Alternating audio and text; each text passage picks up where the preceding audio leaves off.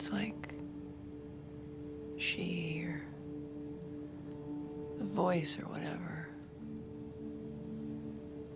they only want to show me certain things at certain times. Just pieces. And then they fade. Like writing on fogged glass.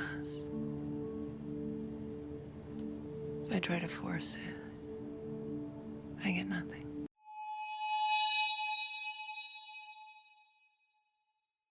Hello and welcome to my channel. Here I review new movies and television shows and release a new review every day from Monday to Friday. Today we're going over Control. It's directed by James Mark and written by James Mark and Matthew Naiman. Control is a psychological thriller on a budget. It doesn't have a lot of flashy CGI or outlandish sets and costumes, but what it does have is an incredibly creative production team. With great acting, a solid mystery, and amazing visuals, Control is a bone-chilling watch.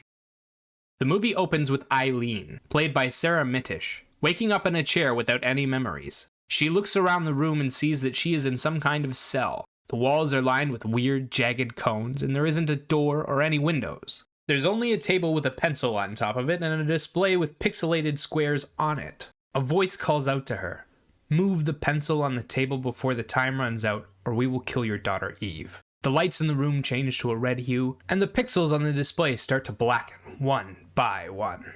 Still weak and confused, Eileen struggles over to the table and moves the pencil. The lights return to normal. She tries to call out to the voice, but we hear a beep, and she is shocked unconscious, her eyes rolling into the back of her head. Eileen wakes up back in the chair. This time she is chained to it. Her hands are zip-tied together and her feet are shackled to the floor. "Move the pencil before the time runs out or we will kill Eve," the voice demands. Can Eileen save Eve?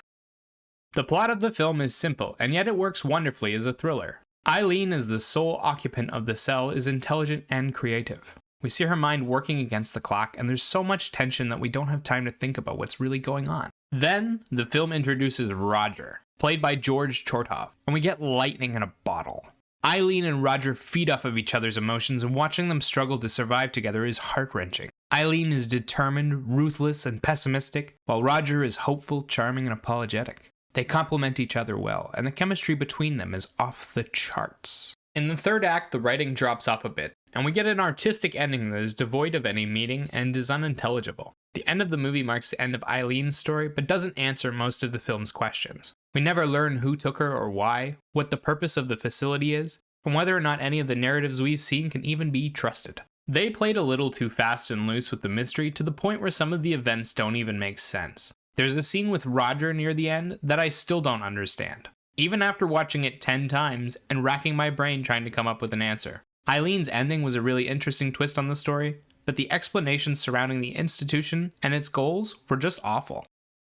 The cast does an impeccable job. Sarah Mittish and George Chortov are both passionate and grounded while playing their roles. The contrast between their characters is fascinating, and watching them work through the puzzles together was captivating. Sarah Mittish plays Eileen. At first, she seems like a normal woman, confused and scared. We see her cleverly pass their tests one by one until finally, her intelligence can't save her. Then, we see the desperation and despair set in. She shows a grand range of emotions over the course of the film and embodies the physical aspects. Her hand twitching and her eyes rolling back in her head were super creepy.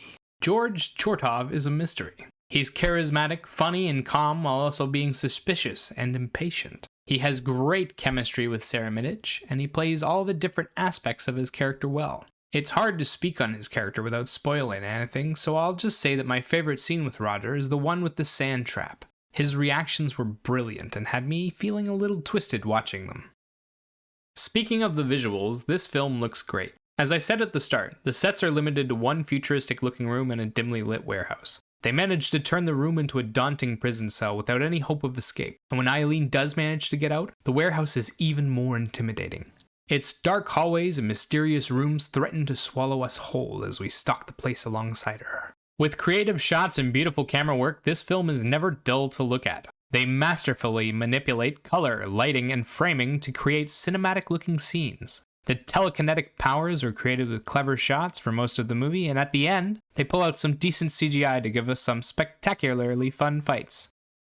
The soundtrack is the weakest part of the film in my eyes. There isn't a lot of music, and quite a few of the songs are played a little too loudly and don't quite fit the mood of what's happening on screen. For example, the song that plays during the first fight scene after Eileen leaves the cell overpowers the screams of the men in a bad way, and seems a little too actiony for such a horrific scene. I did like the twist they did on row, row, row your boat. It was a clever way to twist the words and meaning into something new, and I appreciated how it worked as a narrative device. Hearing Eileen sing it at the end gave me goosebumps. The ending was a little too open-ended for me, but I loved the atmosphere and the acting in the rest of the film. It was creepy and disturbing, and yet in the end I totally understood Eileen's decision. If you enjoy psychological horrors, give this one a go. It's fantastic in that aspect, and the film is so creative visually that you'll probably find something to enjoy. 7 out of 10.